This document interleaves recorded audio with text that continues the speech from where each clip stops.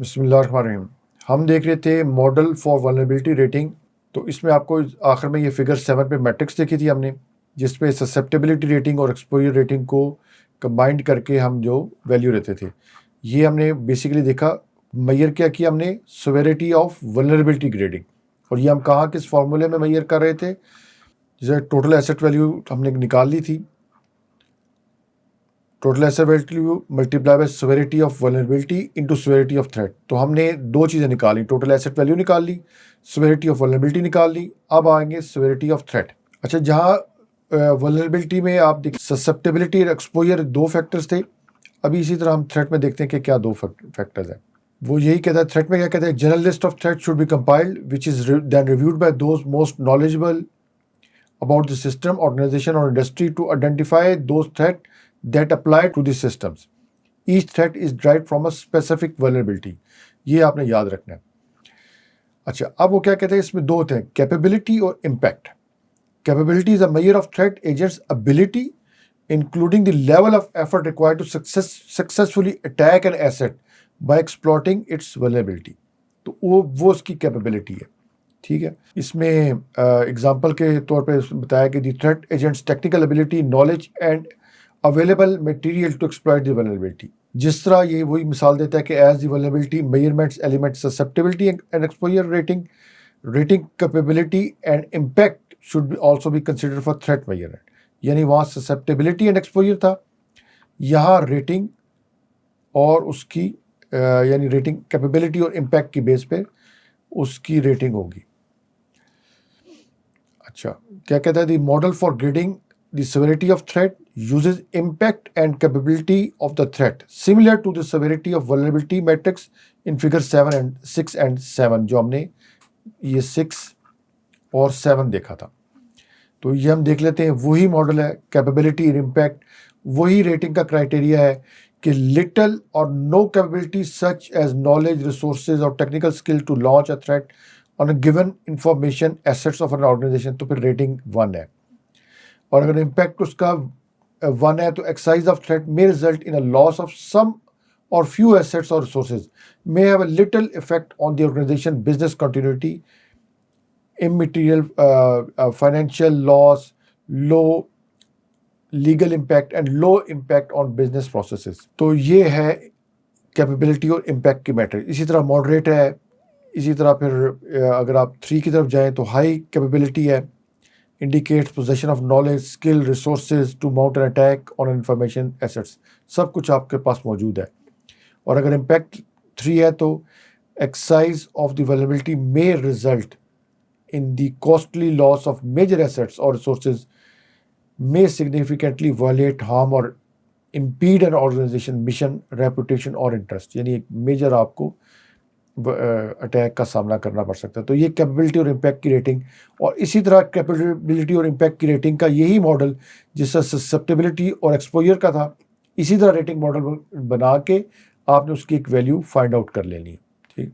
अच्छा, अब उसके बाद आ जाता है हमने क्या क्या चीज़ें थी, हमें मेन फॉर्मूला हमारा क्या था कि potential risk is equal to total asset value into severity of vulnerability into severity of threat. तो हमने ये पोटेंशियल रिस्क फाइंड आउट कर लिया।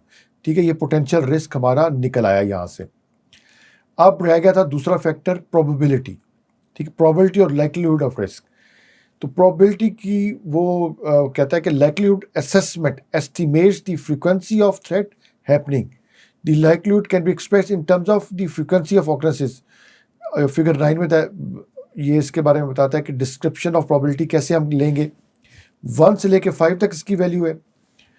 नेवर हैपेंड तो उसकी 1 है, यानी इन लास्ट 3 years कभी भी नहीं हुआ। रेयर हुआ, पीरियोडिक हो रहा है, वंस इन अ क्वार्टर तो 3 है, और takes place once in a fortnight तो 4 वैल्यू ले लेंगे। फ्रीक्वेंट है, वंस इन अ वीक हो रहा है तो उसकी 5 ले लेंगे। तो ये लाइक्लीहुड है, तो ये हमारी दूसरी वैल्यू आ गई। इन दोनों वैल्यूज़ को आप मल्टीप्लाई करेंगे तो आपका रिस्क इम्पैक्ट निकल आएगा। ये ज़रा नीचे इस फिगर 10 को देख लेते हैं। ये आप एसेट वैल्यू 3 थी, यानी C + I + A 1 था और वेट उसका 1 था, तो एसेट वैल्यू होगी 3। सेवेरिटी ऑफ वल्नरेबिलिटी अगर उसकी 1 थी, very low. Severity of threat अगर 1 थी तो ये मल्टीप्लाई हो गया पोटेंशियल रिस्क ना, वही फार्मूला 3 × 1 × 1। ठीक है, ये मल्टीप्लाई हो गया तो पोटेंशियल रिस्क निकल आया। प्रोबेबिलिटी इसकी अगर पीरियोडिक थी, ये 3 वैल्यू थी पीरियोडिक यानी 1 इन अ क्वार्टर थी, तो इसकी टोटल रिस्क इम्पैक्ट वैल्यू आ गई 9। ठीक है, इसी तरह अब मैक्सिमम एसेट वैल्यू थी हमने देखी वहाँ 27 थी, और वल्नरेबिलिटी की सिवियरिटी मैक्सिमम क्या थी, वेरी हाई, और थ्रेट वल्नरेबिलिटी वेरी हाई। तो ये आपकी इसी तरह पोटेंशियल रिस्क, इन तीनों टर्म्स को मल्टीप्लाई किया तो ये पोटेंशियल रिस्क आ गया। अगर इसकी प्रोबेबिलिटी भी वेरी हाई थी, 5 थी, तो इसका टोटल ये आपका रिस्क इम्पैक्ट की वैल्यू आ गई। तो ये आपने इस तरह टेबल से निकाल लिया। अब इसके बाद देखते हैं कि कंट्रोल इम्प्लीमेंटेशन और गैप एनालिसिस क्या करते हैं। ये हम देखेंगे कि कंट्रोल करेक्टिव, डिटेक्टिव, प्रिवेंटिव होते हैं। ये ज़रा एंड इस पूरे मेथड के एंड पे आपको थोड़ा सा इनके बारे में भी ब्रीफ करूंगा कि करेक्टिव किसे कहते हैं, प्रिवेंटिव किसे कहते हैं और डिटेक्टिव किसे कहते हैं। ठीक है, अब वो कंट्रोल की क्या कहते हैं कि the value of level of control implementation to CIE और हाई 3 का मतलब आपने पूरी तरह मुकम्मल फुल कंट्रोल लगाया हुआ, मीडियम कम है और लो थोड़ा सा कम, और नन 0 है यानी कि कोई कंट्रोल नहीं लगाया हुआ। तो ये भी इसने मैट्रिक इसमें दिया हुआ। अब आप देखिए control security objectives in control implementation. अब जरा यहाँ गौर करें, ये सिक्योरिटी ऑब्जेक्टिव्स क्या है। कॉन्फिडेंशियलिटी क्या था, authorise disclosure of information was experienced. Integrity क्या था, ऑथोराइज मॉडिफिकेशन ऑफ और डिस्ट्रक्शन ऑफ वाज एप्लीकेबल, और अवेलेबल एक्सेस टू यूज और इंफॉर्मेशन वाज एप्लीकेबल। तो ये ऑब्जेक्टिव्स से सिक्योरिटी ऑब्जेक्टिव्स के कॉन्फिडेंशियलिटी इंश्योर हो, इंटेग्रिटी इंश्योर और अवेलेबिलिटी इंश्योर हो। तो जब कि हमने ऊपर जब हमने देख रहे थे CIA की लॉस की वैल्यू देखने के लिए, तो वहाँ पे यही चीज़ किस्सा लिखी हुई थी। सिक्योरिटी ऑब्जेक्टिव्स क्या थे, जब हम measuring asset values based on CIA यानी लॉस ऑफ CIA के बेस पे हम मेजर कर रहे थे, तो अनऑथराइज डिस्क्लोजर था, अनऑथराइज मॉडिफिकेशन था, डिसरप्शन था।